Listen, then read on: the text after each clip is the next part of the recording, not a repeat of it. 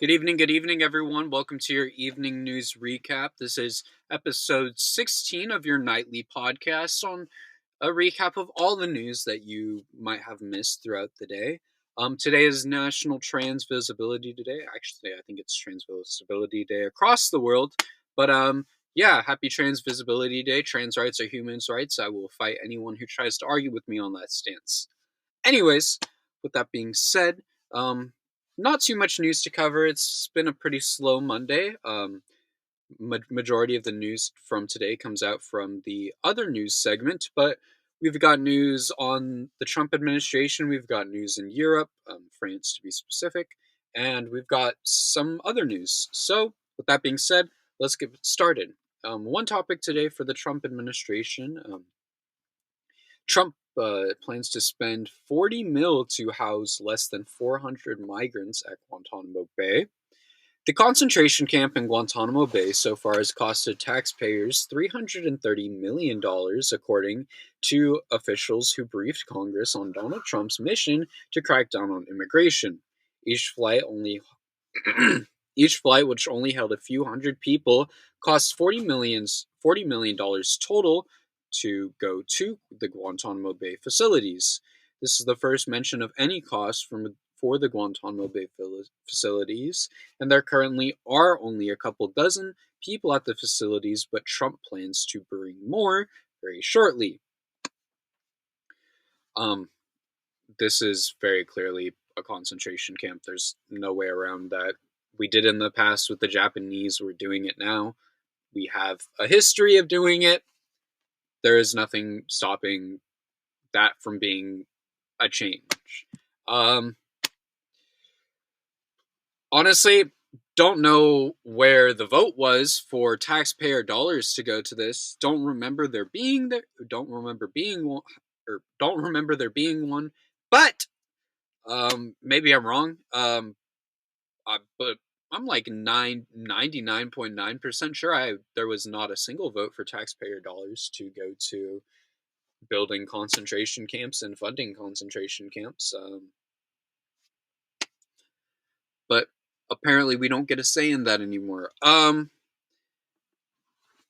think if there's a state that is housing one of these camps, they should not be funded. I think I'm a firm believer, actually. And right now, blue states should be pulling their taxes claimed by their citizens and not offering them to the federal government until something is done about not only these camps, but all the other terrible things Trump has done in the federal government, because it's not okay. And our taxpayer dollars should not be going to programs that harm other people or negatively benefit other people, especially with the war in Yemen or any other wars across the Middle East. We should not be getting into these wars. We should be striving for peace around the world, but nobody wants that to happen, I guess.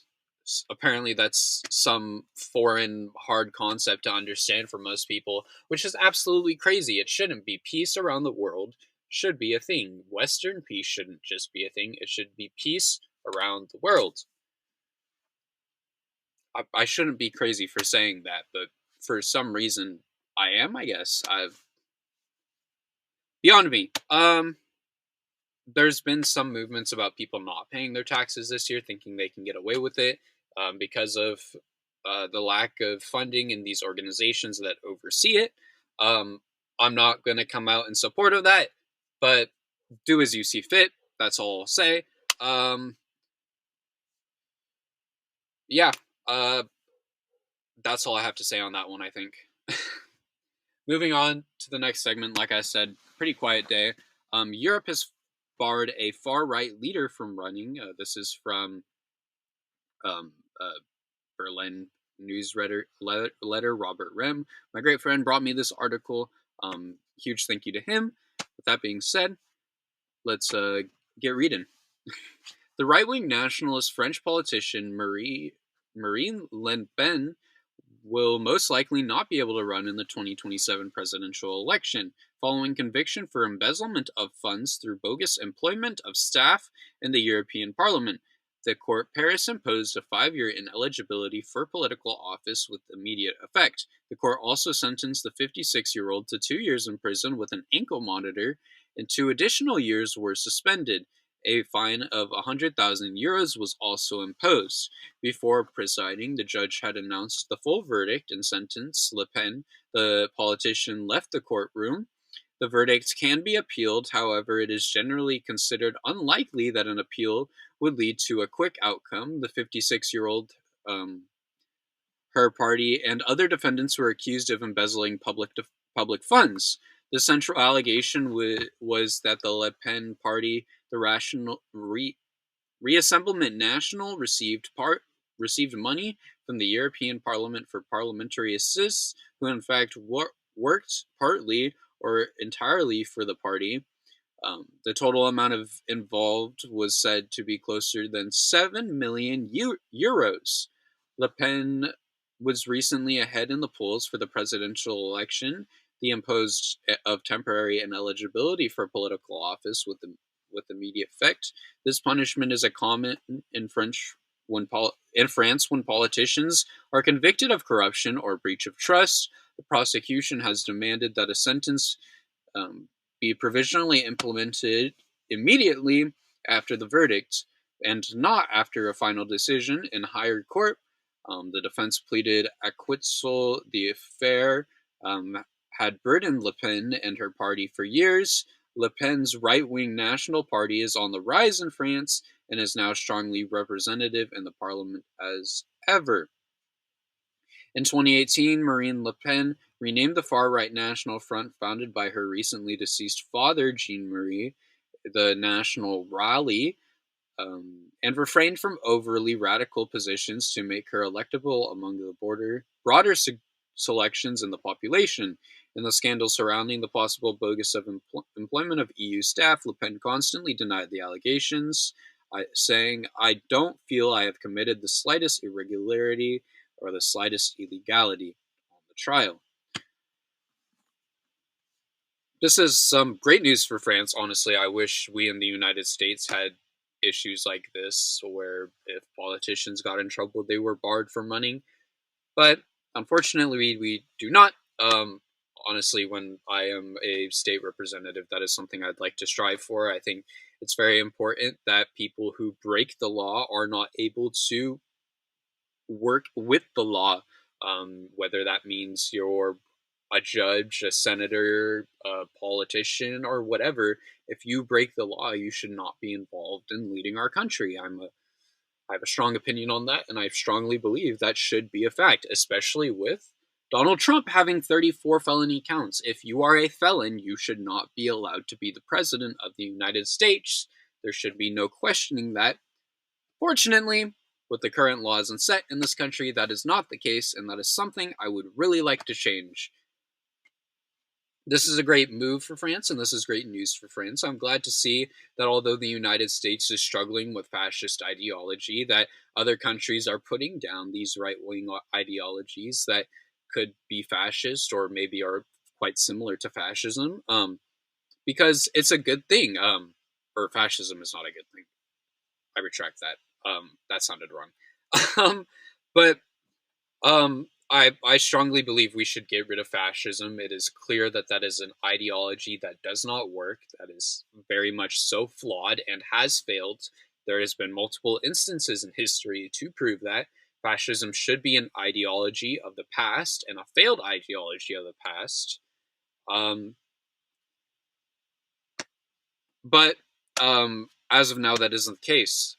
Hopefully soon, very soon, we can work to expel that ideology along with many other terrible ones that prevent progressiveness in our society. But for now, we are where we are, and we can have to and should keep doing what we are doing to prevent them from doing terrible things to not only our country, but other countries around the world. Because nobody should have to deal with a dictatorship. Nobody should have to deal with being abused by their government. Moving on to the other news segment, we have 3 sections in this one. China and Japan and South Korea are planning to jointly respond to U.S. tariffs. I know that one sounds a little scary. Goldman Sachs has almost doubled the recession odds, and we have a little TikTok ban update. China, Japan, and South Korea plan to jointly respond to U.S. tariffs.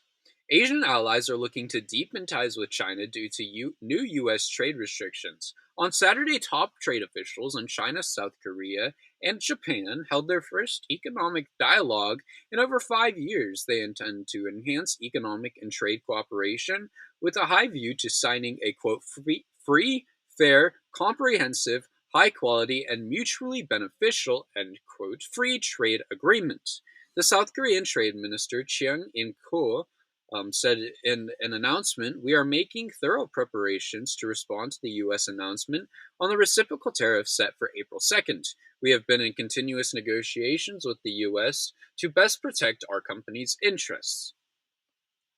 This is big news and a big shift. These three countries are the biggest economies in Asia as a whole, and losing valuable trade agreements and valuable trade connections with Japan, South Korea, and China will be dangerous for not only the American tech industry, but many industries across the United States. It will have grave impacts, and this is all Donald Trump's fault. Donald Trump spent his entire administration shitting on China, and now he's handing over the keys to being the world's leading economic superpower to China. That's all of his fault. China will continue to rise, and China will continue to become a stronger country, filling the voids of USAID, filling the voids that the US leaves behind, filling the voids of the failing dollar with the upcoming recession or likely possibility of a recession. There are so many instances that China has the opportunity to take and become the leading global leader, and it is Trump's fault that that is even possible. Blatant. Disagree with me all you want, but like the proof is right there. Okay. Goldman Sachs has almost doubled the recession odds. The global trade war was launched by Trump and his administration and has nearly doubled the possibility of a US recession in the next 12 months to around a 35% chance, according to Goldman Sachs. Goldman Sachs also lifted the current forecast for US inflation within the year and now expects three interest rates cuts by the Federal Reserve in 2025.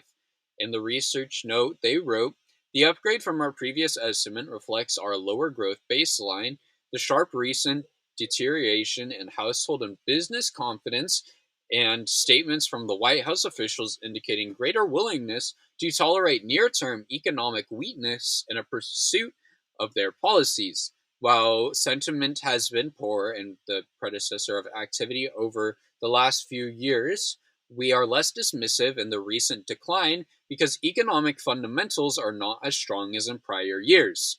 The bank has also expected the unemployment rate to hit 4.5% this year. This is something we all saw coming with the tariffs, and not only the tariffs, but Trump's administration as a whole. We were warned by economists from the very start and way before the election that Trump would ruin the economy and put us into a recession, just like all of the other previous Republican presidents. 10 out of the last 11 recessions have been caused by Republican presidents. That is a fact. That is a factual thing. Every time we are in a recession, there has been a Republican president for all of those except for one. It's going to be a rough 4 years, and I mean that in all aspects, whether that be ideology, whether that be economic, whether that be personal beliefs, whether that be whatever you think. It's going to be rough. We're going to struggle a lot. If something doesn't happen, you never know. But yeah, it'll be a long one, I'm very sure. Of course, Trump is claiming he's going to run again for a third term. He's not going to do that. They won't let that happen. Even if he tries, I doubt he wins. His approval rating is only 45% right now, and I'm sure that drops by large amounts if that's already where it is now by the end of his presidency. But I mean, we'll have to see how it goes. A lot of things are changing, and a lot of things are changing very quickly. I have a feeling when it gets to summer and things get a lot hot, because it will, here, especially in my area, it got to 115 last summer, so I wouldn't be surprised if it got around that hot again. Um, I'm sure people will get a little bit more rowdy, but as of right now, we're just gonna have to wait and see. Moving on to our final segment, we have a little update on the TikTok ban. Trump has said a deal to get TikTok sold before the deadline on April 5th is very likely. Trump said on Air Force One Sunday night, "We have a lot of potential buyers. There is tremendous interest in TikTok. I'd like to see TikTok remain alive." Last we heard, Oracle was the leading buyer for TikTok. A deal is yet to be done on March 24th. Three Democratic senators did send a letter to Trump asking him to negotiate with Congress on getting a deal done, but Trump is yet to respond because he doesn't care about Congress or the American people. This TikTok stuff stresses me out, I'll be completely honest. It's where I get a majority of my outreach, it's where I get a majority of my growth, it's where I get majority of a lot of things. Of course, if there is a TikTok ban, I'll still keep doing my work on Substack or on YouTube or on all of my other platforms, but a TikTok ban will have a lot of grave impacts on me and many content creators across the United States as a whole. But yeah, of course, I'll still continue all my work and continue what I do and continue to speak out because it's one, the right thing to do, and two, I want to be in political office. As I've mentioned so many times, and this is how I am building my platform to get you guys to know what I stand for and to know the type of person I am. I feel over the next few years, it's going to be a rough journey, but it'll be a strong one, and I hope to build the best and largest platform I can before I start to run and become a politician and work to not only fight for your rights, but the rights of all Americans and provide Americans things that we should have, like free health care, the opportunity for first time home buyers to be able to actually afford a home. People being able to afford homes in general, blocking companies from buying up all the homes. And so many other things that should be staples in not only the United States, but already are around the world. And it's actually crazy that these are things that we don't have here. With that being said, that's all I have to cover for today. I hope all of you guys had a wonderful day. My day was all right. Went to school. Didn't do much as always. School, you know. Um, yeah, thank you everyone for watching. I'll see you all tomorrow with another news recap. Whether you're on Substack, whether you're on YouTube, drop a follow, drop a subscribe. If you're on Substack, pledge your support for this channel. It would be really cool. All funds go to me. Subscriptions start around 420 on R or on 420 whenever I get around to it. 420 is my birthday, and that's when I turn 18, so that's when I'm actually eligible to claim money. All your funds will go to me. It's all going to go to my living expenses when I'm in college and all the things I need to be able to buy myself food and shit. But yeah, thank you everyone. Support my work if you want to. If you don't, I don't care. Thank you for checking it out. At least, yeah. Later, guys.